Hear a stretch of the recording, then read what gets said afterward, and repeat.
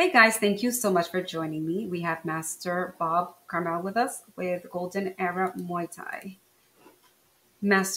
Bob, how are you doing today? Good. You can just call me Bob. Okay. Bob, how are you doing today? Good. Would you give us a little history about yourself for the people who do not know you? Oh, okay. Well, I was one of the first Americans to go to Thailand, train and fight back in the early mid '80s.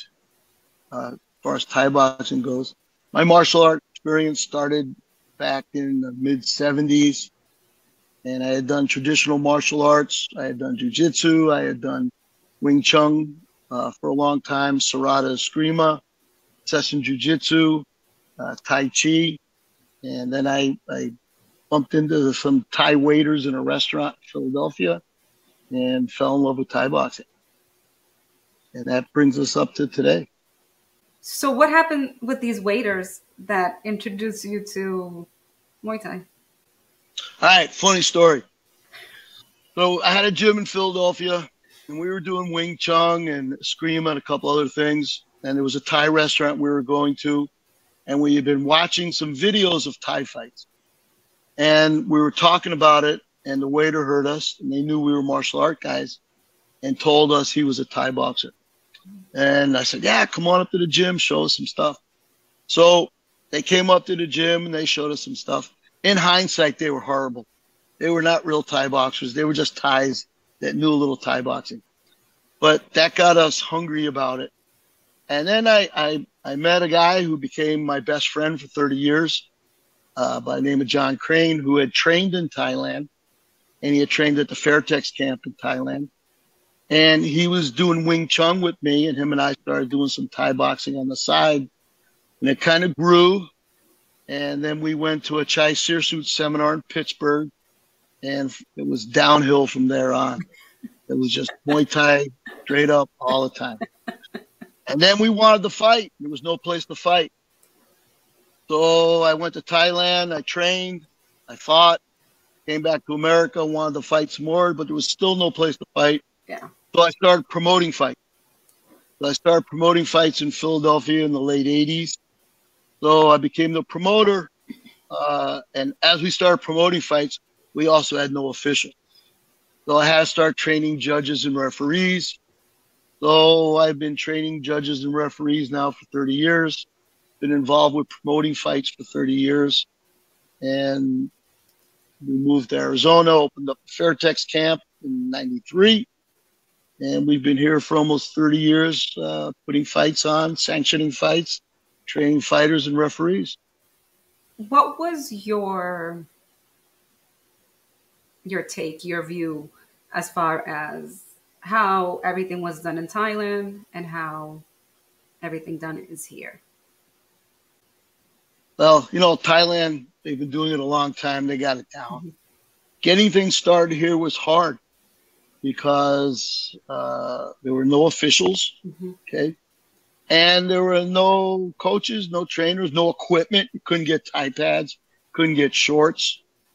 So all that stuff, little by little, started seeping into the country, and we started training better, and eventually got to put fights on and trained officials, and it sort of spread, and got busier and busier, and it's probably the best it's ever been right now. I know in the state of Arizona this year, we got 22 events we're putting on, so that's almost 2 a month. Now, what struggles did you face as far as, you didn't have officials. People did not know the sport. So now you need to find referees and judges that are able to do that work. How were you able to overcome that? Well, it was hard in the beginning. I was lucky. I don't know, maybe it was just my energy or something, but I had to approach boxing commissions to allow us to do it. So I had to present to them a rule set that was safe and responsible and compared, kind of worked side by side with whatever they had for boxing as far as safety goes. So we kind of got that done. And then we needed to train officials. So luckily, some of my students who maybe were a little older and couldn't compete, I talked them into becoming judges and referees. And we sat them down and started training them. And the process is ongoing. So some of the judges and referees I have here in Arizona have been with me for 15, 16, 18 years. One of them's 30 years with me. So, you know, it became an ongoing process. But it was tough in the beginning. You couldn't put down Muay Thai. You had to put down Thai kickboxing because people didn't know what it was. But it slowly grew and grew. And today, you know, we're pretty busy. But it was really hard in the beginning. Still hard. Mm-hmm. But it was harder then. With MMA becoming more popular, you started hearing more about Thai boxing and Thai boxing. So it got a little easier. But in the beginning, you couldn't even say Muay Thai. Nobody knew what it was. Have you experienced any, I want to say confusion as far as, you know, Muay Thai and MMA? Because a lot of people see it and they think it's the same when you judge and when you referee. Well, judging and refereeing Muay Thai and MMA is completely different. Mm-hmm. You know, some of the basic rules for safety's sake are the same, but it's different. So MMA, they actually allow more. You can hook on sweeps. You can punch the guy on the ground. You know, they have different things they're allowed to do that we're not allowed to do. The rule set's different. A lot of the referees and judges cross over, and they've learned to separate them. Some of them do boxing too, and Muay Thai, and MMA. But for the general public, still people go today, they come into my gym and they say, well, what do you guys teach? I said, we teach Thai boxing. He goes, is that like MMA? He goes, it's like half of MMA. It's the stand-up part. There's no wrestling. There's no groundwork. It's all the stand-up. It's all the stuff you really like to see. Yeah. So then they understand. But, you know, now it complemented the Thai boxing community. It's still, MMA just blew up and became way more popular than Thai boxing quickly. Now, do you feel it's because there wasn't enough information out there? I saw, you know, Muay Thai, but they never trained or they weren't teaching Muay Thai. They were actually teaching kickboxing. And then they would say it was Muay Thai to get people into the dojos, into the gyms, into the studios. So do you feel that maybe that had something to do with it, like the false marketing? You know, that was a big problem long ago. There would be kickboxing gyms saying they were doing Muay Thai. And 30 years ago, 25 years ago, and as soon as real Muay Thai gyms opened up the area, kind of killed it. So there was a big difference. There was a big difference. But with MMA becoming more popular than Thai boxing, considering Thai boxing sort of started in the United States a little bit before mixed martial arts, MMA. And a lot of people are going to yell at me for saying this, but to do an MMA fight is a lot easier than to do a Thai boxing fight. First off, can't tap out in a Muay Thai fight. You get knocked down, the referee stands you up, counts to 8, you go back at it again. Okay, you can't tap out, right? And at the amateur level, amateur MMA, those guys are horrible on the majority of them, okay? They don't train as hard. The Thai boxing training is very, my guys start skipping rope for 45 minutes. I have MMA guys that come in here, I'm not going to mention their names, but they don't want to do skipping rope for 45 minutes, okay? So it was a little bit easier in their training. And in a Muay Thai fight, win or lose, you're out of there banged up, okay? MMA fight, if you get knocked down to the ground, they stop it. If it hurts too much, they stop it. So it was easier to do. And that's why it became more popular to do, because it was easier and you could stop at any time. I can tell you a lot. I've trained guys like Mark Kerr, Rico Rodriguez. Those guys didn't want to do a Muay Thai fight. I can tell you they didn't want to do a Muay Thai fight because my Muay Thai guys would be training with them and they'd be still skipping rope when guys like Kerr and Rico were stopping. They didn't want to do that kind of hard work. So it's a different kind of training, and it's a little easier. Not saying that top UFC guys aren't killing themselves, but top Muay Thai guys are killing themselves twice as much. What is the difference that you see between an amateur MMA fighter and an amateur Muay Thai fighter? Amateur MMA, you always have the problem is you have to have a stand-up game, you have to have a ground game, and then you need to be able to blend the two, okay? Whether it's boxing and wrestling or Muay Thai and Jiu-Jitsu, whatever the combination is, you have to be proficient at both. And that's really hard to do at an amateur level. It takes time. So a lot of those guys, their stand-up's really bad and their ground game's good. The other guys, their ground game's no good, but their stand-up's good. So it's really hard to train, to put the hours in. So, some guys are getting a little smarter today where they may go do a jiu-jitsu or Muay Thai program for a few years and really develop a game there and then add the other art, which is a little smarter way to go. But in the beginning, they were trying to do everything at once. So it's really hard to do. So it's hard to measure. The amateur guys are always struggling. Some days the fights come out looking sloppy and horrible. Some days they look good. It's a real process, and not everybody can put the time in that you need to do it. It's hard.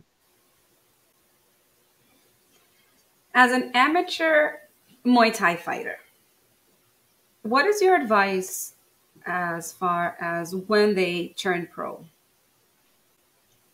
Good question. Old school guys like me, we like to see you have about 30 fights, and you're on the winning side of those 30 fights. So you get a record like 25-5, you're like that.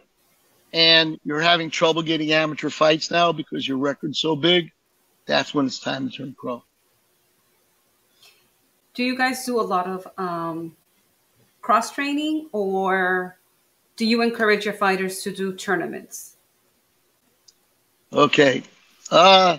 We don't do a lot of cross-training as far as weightlifting, that type of thing. The training, your training in itself is for such a long period of time and so intense. And you have such an opportunity for injury in your training. To add something else that you could get injured to is ridiculous. Also, weight training for old school guys like me tends to make your fighters a little stiff. So they're doing a lot of heavy bag work. They're doing a lot of cardio. There's a lot of VO2 max going on. The sport in itself is aerobic and anaerobic at the same time. So if you're in training camp, you don't really need to add anything else on.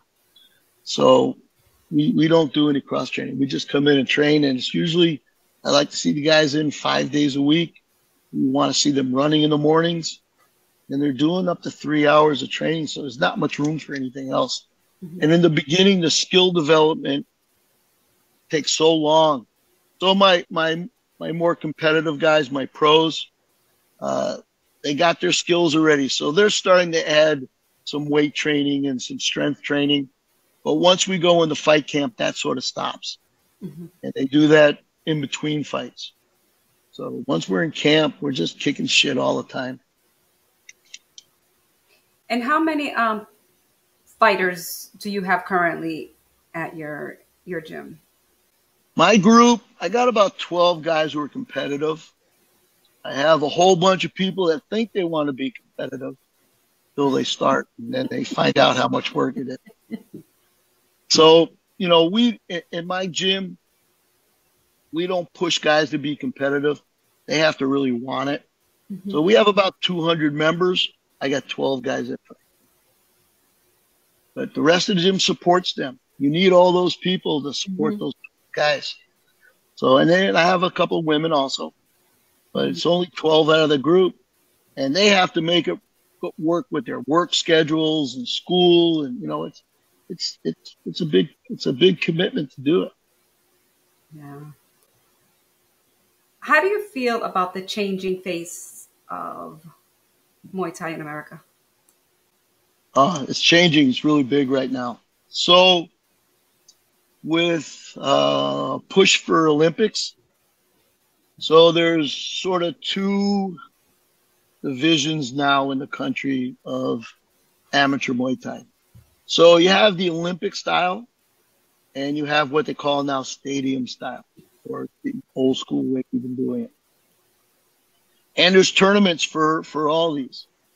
Okay, when you go to a tournament, you better understand what type of rule set and what type of judging criteria they're using in that tournament, because there's big differences between the two. First off, the Olympic style, if you knock a guy down, you're not getting a 10-8. You're not getting an 8 count. You're not getting scored for the knockdown. In the normal stadium style, if you drop a guy, you get credit for it. In the Olympic style, you don't. So that's a big difference for guys to wrap their brain around. Also, the Olympic style, they're looking more for volume on strikes. On the stadium side, they're looking for damage. They're looking for power. Okay. So again, it's a different mindset for your coaches. You have to train your guys a little differently for that. So you need to understand the differences when you go to these tournaments. It's a very, very different game. It's all good. And there's even more than that now. Now you have MDLs. So an MDL is light contact, no head contact, and there's no winner. So what you get at the end of an MDL, you get sort of a report card on your performance. So judges will score you on balance, timing, style, okay? Not so much on a 10-8 point system. So what this does is it opens it up to everybody.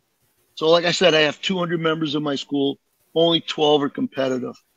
This is a competition that all the other 200 or so could go do on a Saturday afternoon and still go to work on Monday.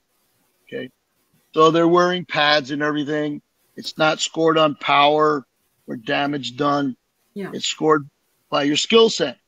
So it helps to develop the fighters to be a little cleaner in their technique. It involves everybody in the gym, so they have goals that they can get involved with. For my judges and referees, they get to work at looking at fights as far as their style and how their people are delivering and how they look.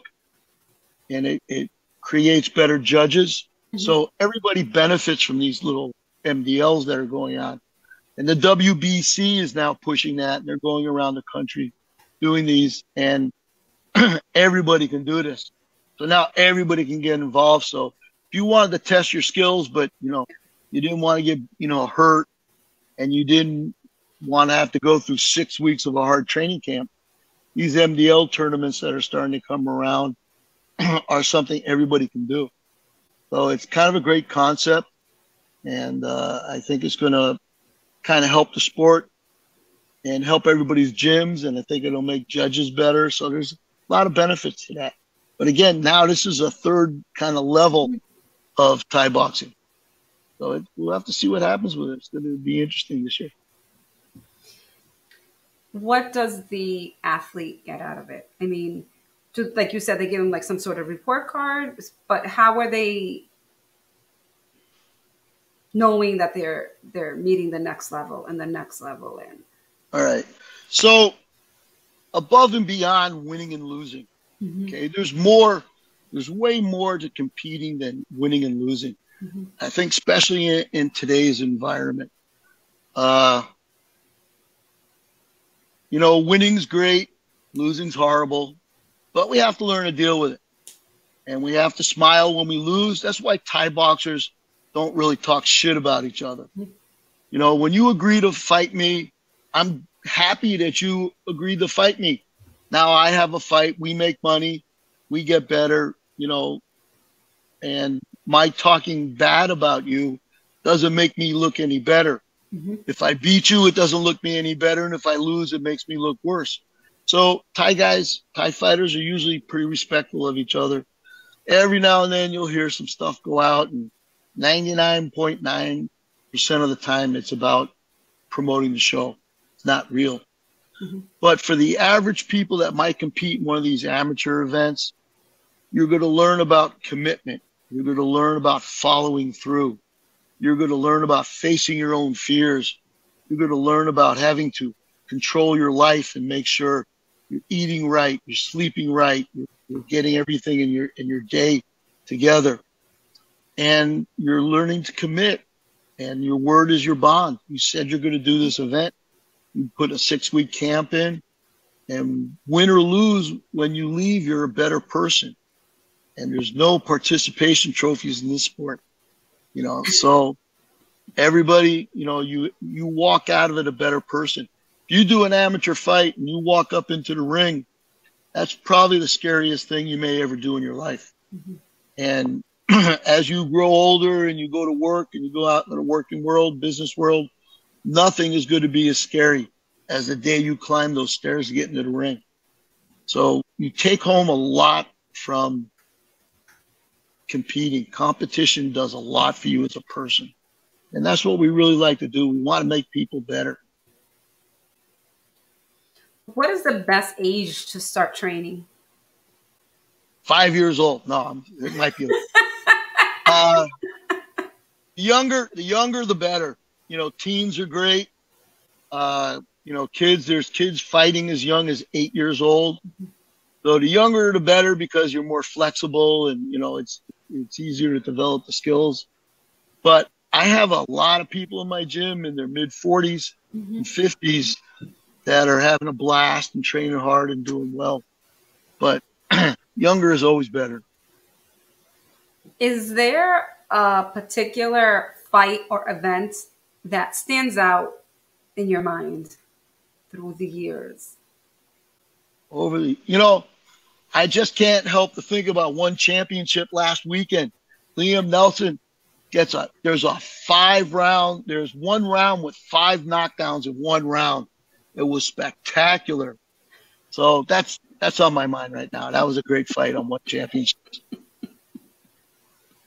My most popular fight that I love is always the last one I saw. Yeah. Have you ever been challenged as far as being an official? Every day, all the time. So at tournaments, it's really prevalent. And so a lot of times when a coach comes up to me or I get trapped by a parent, a lot of times they don't understand what they saw. So, for example, I had a parent trap me in the hallway one time and said, your referee didn't do a proper 8 count. So I always try to be nice to everybody unless I'm really tired and cranky. But I said, what do you mean? What didn't they do? He goes, his 8 count took 22 seconds, not 8 seconds. And I go, oh, you timed him? She goes, yes. I go, it doesn't work like that. It's just a count. 1, 2. It could be longer, it could be shorter. That's just a count. And she goes, oh, I didn't realize that. I had another parent come up to me and go, my kid punched that kid 27 times, kicked him 52 times, and foot jabbed him 9 times. And then he gave me the stats on the other guy. And I had to show him the judging criteria. I go, we don't really score fights, we judge fights. I go, it's kind of like in the Olympics when you watch gymnastics, those little girls in the gymnastics doing those flips. They do that flip and everything. They land, and the guy gives them an 8, a 7, or a 9. And then they land and they move that foot an extra step. And now there's 6s and 5s. I said, we're judging the performance. We're not scoring each punch, each kick. So a lot of times people don't understand what the scoring is. And then I get coaches. Coaches love their fighters. And they always want their fighters to win. And they're going to push for every inch on them. And I'll usually sit them down. I'll show them the fight cards. And I go, look, 3 judges had for the other guy, not for your kid. You know, it's the way they saw it. You know, can't help it. It's the way it is. But we get challenged all the time. So we work hard to make sure we train hard on this. We have, I've had 3 training sessions. You know, we do them in the gym this year already, and we do a little pre-fight meeting, go over whatever we need to go over for the day. But we're constantly evaluating, and there's always something weird that's going to happen that we're not prepared for. And when it does, we use that as a training point and go over it, how to handle it better. But yeah, we get challenged all the time. As a spectator, we see things completely different. But yet we want to tell the referee and we want to tell the judge what we saw instead of what they were seeing and how it's being done. Because we think we know more. But when you guys are sitting there or in the ring, it's totally different. Yeah, you know what they say, everybody has an opinion, you know. But, you know, when you're related to a fighter, of course you want your guy to win and you believe he won. And you'll see a flurry of punches and the other guy's like this. You got to realize he's blocked all those punches. They're all on his arms. They're not counting, you know. So you got to learn how to judge these things. And that's what we do. And if people stop us, you know, we try and be nice to them. I'm always nice most of the time. And we'll explain, you know, it kind of depends on how you approach us. And also at events, especially these amateur events, because at a pro event, the public is kept separate from everybody. You never have access to the officials. The amateur events, you know, we have to walk through the crowd to go to the bathroom or get a drink of water, you know, so we're accessible. So, you know, people come up to us and they're drunk and they're like crazy, you know, we have to, you know, kind of be careful. But I always tell all my officials, you know, if someone has an issue, they get you, come see me. And I usually sit them down and I try and explain to them and educate them as to what we're doing, how we do it. And 90% of the time I turn them around and they're all good. But, you know, you're always going to get some guys who are upset. Always happen. Always happen. Yeah. Always. It's part of the game. It is. It's part of the game, and you got to be a little thick-skinned.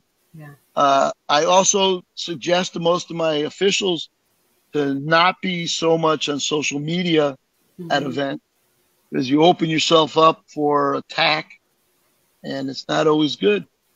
But, you know, you have to be, it happens to pro guys all the time too. You know, officials get a bad call, crowd sees it another way. You know, they always don't understand what it is they're looking at. So it's hard. Yeah, it's hard. It's very stressful.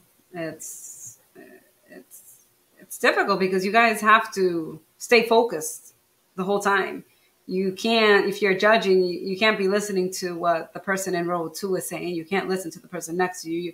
Your focus is on the fighters and what's happening in front of you. Same thing with the ref. We talk about that in our training, and we're kind of used to it. But coaches in the corner will try and influence the judges by, you know, yelling when their guy that gets a kick in. You know, he'll get a little kick in that does nothing. They'll scream like it was a huge thing. We're not affected by that, you know. But I'll tell you a funny story, whether it makes a big difference or not. We did a fight a while ago in this little stadium here in Phoenix, and it was the last fight of the night. And we noticed during the show a large group of Hell's Angels came to the event. So come to find out, the Hells Angels had a guy fighting in the show. Mm. And it was the last fight of the night.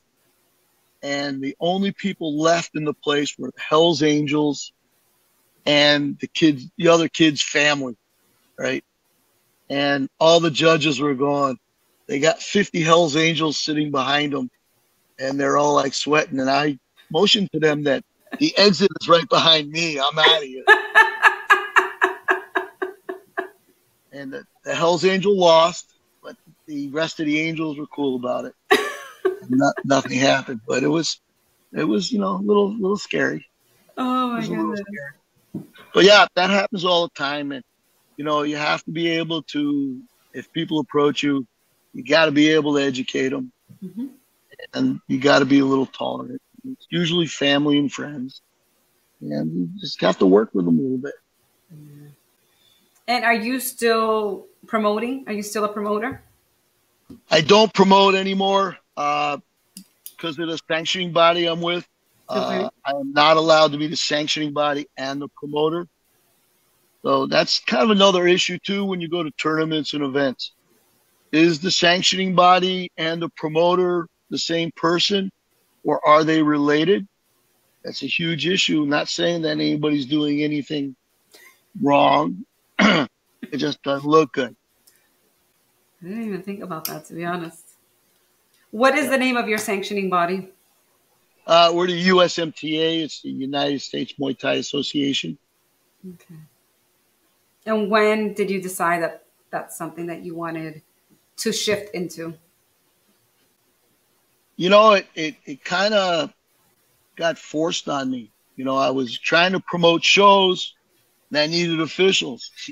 Yeah. So I started training the officials, and then you needed to sanction these events. Yeah. To have So I had my own sanctioning body in Philadelphia for a while, and then the British Thai Boxing Council had moved to New York, and they created the USMTA. So I joined my organization with the USMTA, and that was in 87, 86, somewhere around there. And we started the USMTA. Now they're across the country, not the biggest, but not the smallest.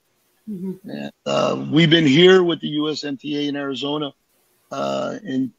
Next year will be 30 years. So we've been doing this a while. So you went to Arizona from Philadelphia to start your new life with the Muay Thai, and you never left. Yeah, well, nothing is a short story. So I moved to Arizona. I was in Philadelphia. I had a great gym in Philadelphia. We had like 600 members. And we moved to Arizona to open up the Fairtex Muay Thai camp. So when I was training in Fairtex in Thailand, we convinced the owner of the Fairtex camp to open up a camp here in the United States. So he used to come to Phoenix to vacation, liked Phoenix. So came here with him. We bought some property and we built a building and we made a camp. It was a live-in facility like Thailand. Mm-hmm. And we built it in Chandler, and we had the Fairtex camp in Chandler. So I moved from Philadelphia to here to open up the Fairtex camp. And then when that moved to Oakland, I stayed here and kept on doing my thing. So we've been here all this time. Why would I move back to Philadelphia? It's so nice. I mean, it's so nice in Phoenix. Why would I go back to the weather in Philadelphia? What do you envision that Muay Thai will turn into here in the States? The future? The future.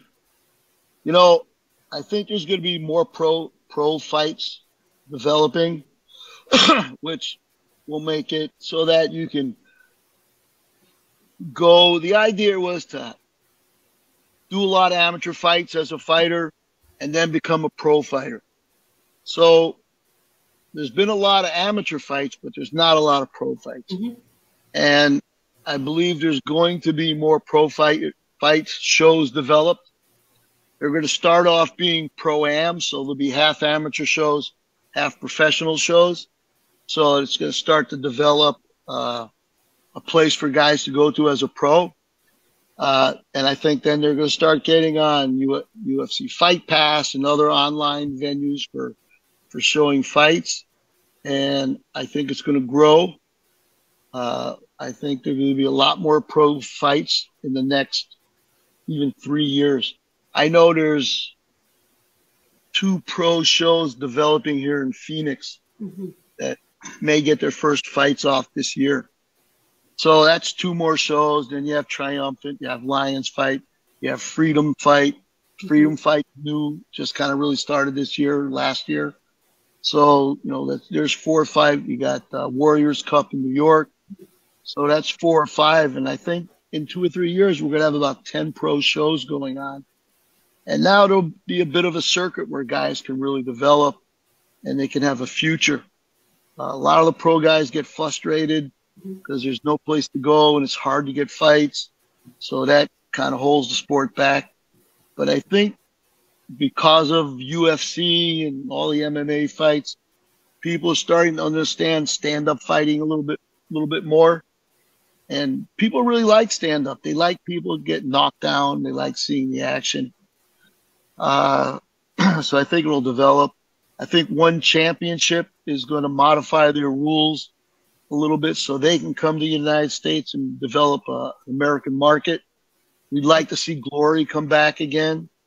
COVID sort of messed everything up really bad. But I think in the next 3 to 5 years, these pro shows are going to develop, and we'll have a good steady flow of pro fighters developing and shows getting bigger. And as they get bigger and they go into more televised markets where they can, be seen nationally all the time, I think it's really going to grow finally. I think we're right on the verge of that happening. I mean, just in Phoenix this year, like I said, we have 20 events this year, and that's 2 national tournaments. So, we're really a small city. So if we can pull off that many amateur events, there's stuff going on everywhere. So you go on Facebook on a weekend, there's fights going on everywhere.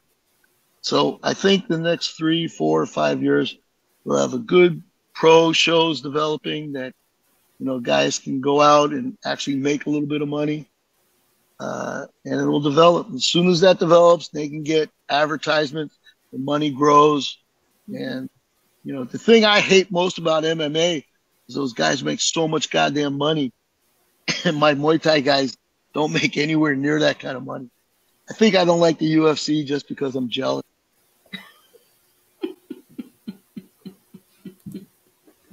You'll get there. You'll get there. What do you, as a sanctioning body, how do you select what promotion you want to work with? Because it is a reflection of your business. Right. Well, as a sanctioning body approved by the state, I can't turn down anybody that wants to sanction. So they want to do an event, I have to work with them. But they just have to make all the requirements that the state has as far as doctors and everything. So if they meet all the requirements, they can do the show. We like to try and help all the promoters. We like to try and make sure the promoters are all working together so they're not fighting over guys and stepping on each other's shows, which is hard to do. But fortunately here in Phoenix, the promoters are all pretty good about working with each other. So it's not a problem, but I can't really turn anybody down for service, unless they just don't meet the requirements, and then we don't have to use them. And you have enough officials to cover all of the shows? Because, sometimes they overlap on days and stuff or weekends. Yeah, I have a team of about 20 right now, officials. For the tournament, sometimes we have a problem. And I have some referees and a couple of judges that I bring in from out of state. So I have some out of state guys we can use, but we can almost do 2 events a weekend. Are you guys trying to make it more of the traditional Muay Thai, or is it still going to be adjusted to accommodate the style here? Well, first off, you have to be able to be approved by your state's commission. So if they say no elbows, then you can't do elbows. Mm-hmm. But nobody says that anymore. So we're able to, well, that was an issue. We had to get that changed. And Arizona, first state to allow elbows. It's not so much tradition in that we have two sort of styles going on. Mm-hmm. We have the Olympic style and we have stadium style. Stadium style is the rough and tough, elbows, clinch, working the clinch that everybody really, really is used to seeing. Mm-hmm. The Olympic style is going to be headgear, shin pads, sometimes body armor, and it's a little lighter in contact. Okay, so it depends on whether you want to put that Olympic style in a bar on a Saturday night and have people watch that and drink beer, or the other kind. Mm-hmm. But that's a business decision by the promoters. All right, the USMTA is not 100% Olympic style. So some of the promoters elect to not do elbows, which they can do because they're doing, let's call them C-class fighters, more beginning fighters. And then we have full rule promoters that use elbows and knees and everything. So they still cut it back a little bit, but we're licensed to do full rules, which is we really like to see. Mm-hmm. Awesome.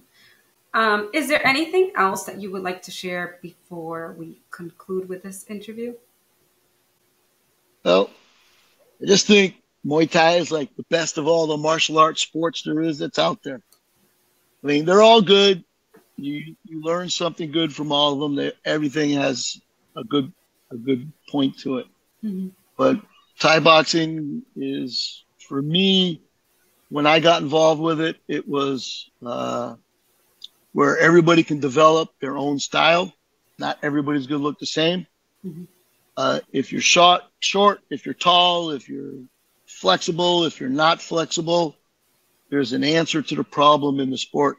And you can develop yourself in your own personality. And also for coaches and stuff. So if you feel you got knowledge and you can be a coach, go be a coach, because there's always room for good coaches and bad coaches, because we're competitive. So you got a bad coach, we need bad fighters. Everybody needs to be, not everybody's created equal. Not all coaches are created equal. So coaching today has become different too. So you got first generation guys like me, and then you got second generation guys who were my fighters who are a little older now, who have their own gyms. And then you got third generation, fourth generation, mm-hmm. fifth generation. The fourth and fifth generation guys are the ones who are going a little bit more into MMA, and they're less traditional.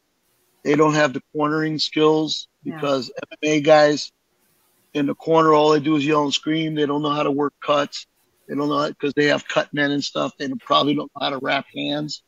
Where guys like me, I've been a cut man. I can wrap hands. I can do all that stuff.